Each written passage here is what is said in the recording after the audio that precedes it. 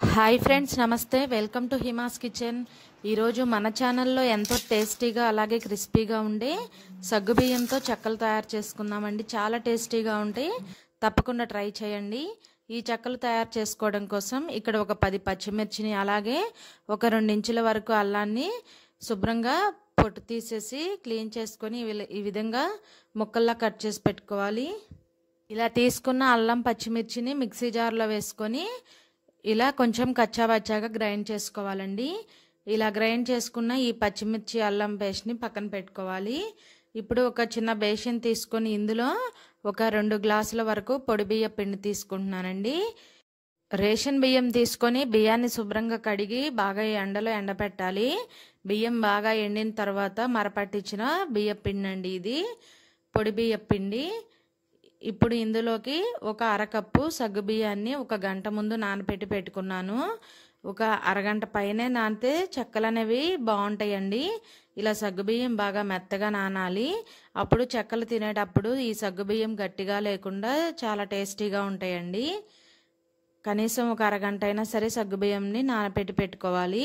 ఇప్పుడు ఈ సగ్గుబియ్యంని కూడా బియ్య పిండిలో వేసుకోవాలి. ఇందులో ఒక 1/2 టేబుల్ స్పూన్ వరకు సాల్ట్ వేసుకోవాలి. అలాగే ఇందులో ఒక 1/2 టేబుల్ స్పూన్ వరకు జీలకర్ర వేసుకోండి. ఇక్కడ మీకు ఉప్పు అనేది మీ టేస్ట్కి తగ్గట్టు వేసుకోవాలి.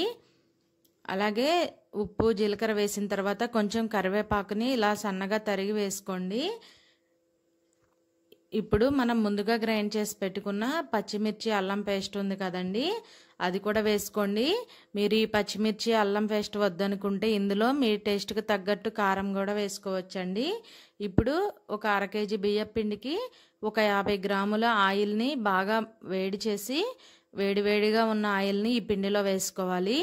ఇలా వేడి ఆయిల్ వేయటం వల్ల మనం చేసుకునే చెక్కలు అనేవి చాలా క్రిస్పీగా ఉంటాయండి. ఆయిల్ బాగా వేడిగా ఉంది కదండి, చేయి పెట్టకుండా ఈ విధంగా ఒకసారి గెరెటితో బాగా కలుపుకోవాలి. ఇలా కలుపుకున్న తర్వాత గెరెటి తీసేసి చేతితో పిండిని బాగా కలుపుకోవాలండి. ఈ ఆయిల్ ఇదంతా కూడా పిండిలో కలిసే విధంగా బాగా కలుపుకోవాలి. మనం వేసిన అల్లం పేస్ట్ అలాగే సగ్గుబియ్యం ఇవన్నీ కూడా పిండిలో కలిసే విధంగా బాగా కలుపుకోవాలి. ఇలా కలుపుకున్న తర్వాత నీళ్లను బాగా వేడి చేసుకొని పెట్టుకోవాలండి. ఇందులో చల్లటి నీళ్లు కాకుండా వేడి వేడి నీళ్లు పోసి పిండిని కలుపుకోవడం వల్ల చెక్కలు అనేవి గుల్లగా క్రిస్పీగా చాలా టేస్టీగా ఉంటాయండి. ఇలా నీళ్లను కొద్ది కొద్దిగా పోసుకుంటూ పిండిని బాగా కలుపుకోవాలి. మీరు ఒకసారి ఇలా ట్రై చేయండి. పిండిని కలిపేటప్పుడు మాత్రం ఇలా వేడి నీళ్ళతో కలపండి. మీకు చెక్కలు అనేవి చాలా క్రిస్పీగా గుల్లగా కరకరలాడుతూ వస్తాయండి. ఈ విధంగా పిండిని అంతా కూడా బాగా ఈ విధంగా ముద్దలా కలుపుకోవాలి. పిండి చాలా సాఫ్ట్గా ఉండాలండి. మనం చపాతీ పిండి ఎలా కలుపుకుంటామో ఆ విధంగా ఈ పిండిని కలుపుకోవాలి. నీళ్ళన్నీ ఒకేసారి పోయకుండా కొద్ది కొద్దిగా చూసుకొని ఈ విధంగా పిండిని కలుపుకోవాలి. పిండి చూడండి, ఈ విధంగా ఉంటే మనకి చెక్కలు అనేవి బాగా వస్తాయి. ఇప్పుడు ఈ పిండిని పక్కన పెట్టుకొని స్టవ్ ఆన్ చేసి కడాయి పెట్టుకొని డీప్ ఫ్రైకి సరిపడా ఆయిల్ పెట్టుకోండి. ఫ్లేమ్ను మీడియంలో పెట్టుకోండి. ఇప్పుడు ఈ ఆయిల్ హీట్ అయ్యేలోపు మనం చెక్కలు అనేవి ప్రిపేర్ చేసుకుందాము. చేతికి కొంచెం ఆయిల్ అప్లై చేసుకొని కొంచెం పిండిని తీసుకొని చిన్న చిన్న బాల్స్లా చేసుకోవాలండి. ఇక్కడ నేను మీడియంగానే చేస్తున్నాను.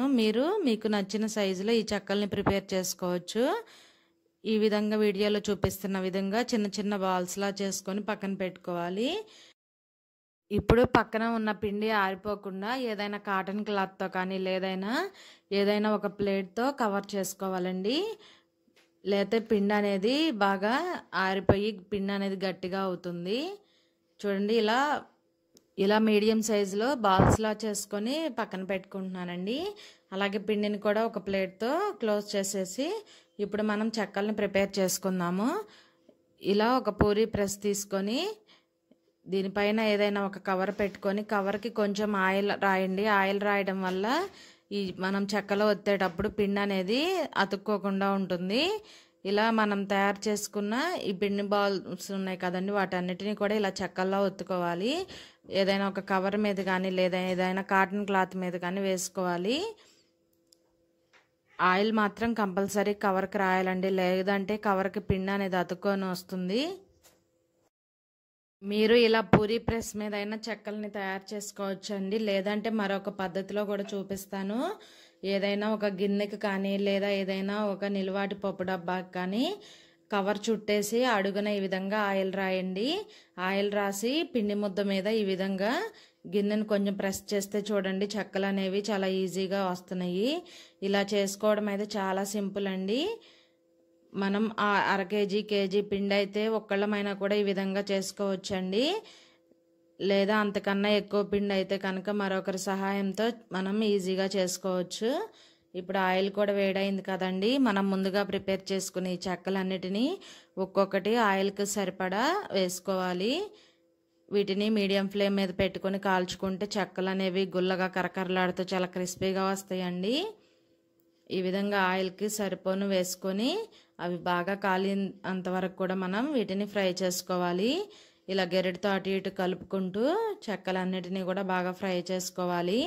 చూడండి ఇవి బాగా ఫ్రై అయినాయి కదండి. వీటిని తీసి వేరే గిన్నెలో వేసుకుందాము.